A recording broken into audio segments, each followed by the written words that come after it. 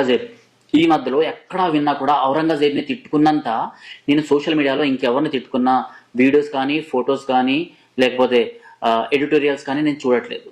ఎందుకంటే సోషల్ మీడియాలో ఓపెన్ చేసిన, అది ఇన్స్టాగ్రామ్ కానివ్వండి, ఫేస్బుక్ కానివ్వండి, లేకపోతే ట్విట్టర్ కానివ్వండి, లేకపోతే యూట్యూబ్ ప్లాట్ఫామ్ కానివ్వండి, ఔరంగజేబ్ లాంటి క్రూరుడు మన భారతదేశంలో ఉండి మన సంభాజీ మహారాజ్, మన ఛత్రపతి శివాజీ మహారాజ్, వాళ్ళ కొడుకు షాహుజీ మహారాజ్ అండ్ మిగిలిన ఎవరైతే హిందూ రాజులు ఉంటారో వాళ్ళపైన, అండ్ సంభాజీ మహారాజ్ యొక్క సతీమణి ఎవరైతే ఉన్నారో సో యేసుబాయి, ఆమె పైన చేసిన దౌర్జన్యాలు ఒక్కొక్కటి ఈ సినిమాల రూపంలో బయటకు వస్తున్నప్పుడు చాలా మందికి ఒళ్ళు గొగ్గురు పడుతుంది అనమాట. చాలా మంది ఈ సినిమా చూసి ఏడ్ చేస్తున్నారు. నిజంగా ఇలాంటి చరిత్రని మాకెందుకు ఇప్పటిదాకా చదివించలేదు అనేసి చాలా మంది ఒక క్వశ్చన్ అన్నదైతే ఇప్పుడు రేజ్ అవుతుంది. నిజంగానే అంటే ఎప్పుడైతే ఈ మన భారతదేశము స్వతంత్రమైన తర్వాత మన విద్యా వ్యవస్థ ఏదైతే ఉందో, మన విద్యా వ్యవస్థ డైరెక్ట్ గా ఇటు కమ్యూనిస్టుల చేతిలో అండ్ కాంగ్రెస్ వాళ్ళ చేతిలో వెళ్ళిపోయింది. సో కాంగ్రెస్ వాళ్ళు పాలన పరంగా మేము చూసుకుంటామనేసి కమ్యూనిస్టులు ఇక్కడ ఈ హిస్టరీని మార్చడంలో వాళ్ళు ప్రాధాన్యతని తీసుకున్నారు. సో అలానే మౌలానా అబుల్ కలాం ఎవరైతే ఉన్నారో సో వీళ్ళ ద్వారా మన ఎడ్యుకేషన్ సిస్టమ్ అన్నది మార్చబడింది.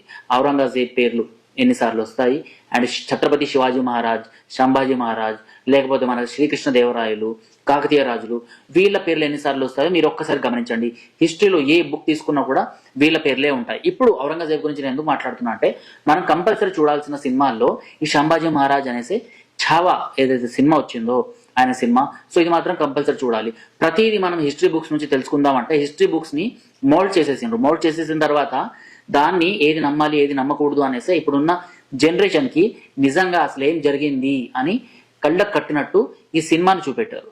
సో ఈ సినిమాలో ఔరంగజేబ్ ఆయన ఎంత క్రూరుడో ఇదంతా చూపిస్తూ, ఎలా అయితే ఛత్రపతి సంభాజీ మహారాజ్ని ఆయన బాధలు పెట్టి, ఆయన గోళ్లు పీకి, ఆయన కళ్ళు పీకి, ఆయన నాలుకను పీకి, ఆయన బాడీ పైన రక్తస్రావం జరుగుతున్నా కూడా పాపం కొడుతూ ఇలాంటివన్నీ చిత్రవద అయితే గురి చేశారు. ఇది రాక్షసులు తప్ప ఇంకెవరు చేయలేరు, ఇలాంటి లండి కొడుకులు ఉన్నారు అనేసి అయితే చాలా మంది దీని గురించి అయితే మాట్లాడుకుంటున్నారు సోషల్ మీడియాలో. అయితే ఇదే విషయం పైన రాజాసింగ్ కూడా, ఎవరైతే మన గోషామల్కి సంబంధించిన ఎమ్మెల్యే రాజాసింగ్ గారు ఎవరైతే ఉన్నారో ఆయన కూడా మాట్లాడడం జరిగింది. మహారాష్ట్రలోని ఒక వేదిక పైన ఆయనకి ఈ మాటలు మాట్లాడింది అనమాట. అంటే ఔరంగజేబ్ కి సంబంధించిన ఏదైతే సమాధి ఉందో దాన్ని ఉద్దేశిస్తూ ఇలాంటి రాక్షసుల సమాధి మనకు అవసరమా అనే విధంగా అయితే ఆయన మాట్లాడిండు.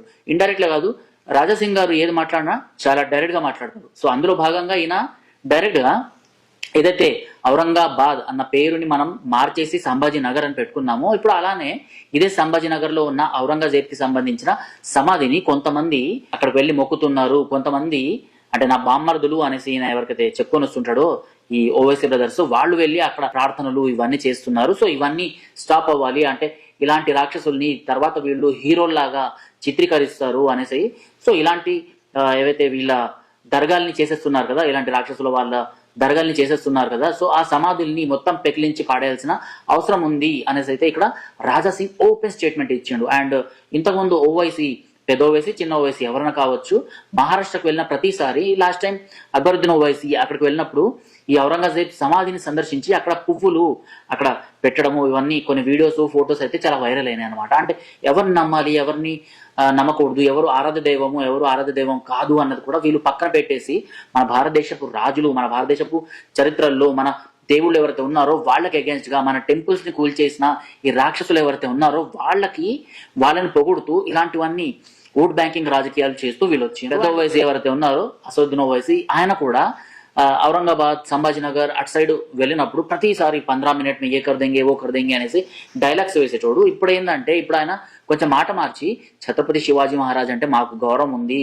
ఆయన ముస్లింలకు అగేన్స్ట్ గా ఫైట్ చేయలేదు అన్నట్టు ఇలాంటి మాటలు అయితే ఆయన మాట్లాడుతున్నట్టు మనకు స్పష్టంగా కనిపిస్తుంది. అంటే ఏది ఎక్కడ మాట్లాడాలి, దేన్ని రాజకీయం చేయాలి అన్నది వీళ్ళకు చాలా బాగా తెలిసి ఉంటుంది. అండ్ సంభాజీ నగర్ లో ఏదైతే ఔరంగజేబ్ సమాధి ఉందో ఆ సమాధిని కూల్చాలి అనేసి రాజాసింగ్ గారు ఏదైతే స్టేట్మెంట్ ఇచ్చిండ్రో దానికి మీరు సపోర్ట్ చేస్తారా లేదా? ఔరంగజేబ్ చేసిన ఆకృత్యాల్ని మనకు దాచిపెట్టి చరిత్ర పుస్తకాలని మార్చేశారు, వాటిని తిరిగి మార్చాల్సిన అవసరం ఉందా లేదా అన్నది కామెంట్ బాక్స్ లో తెలపండి.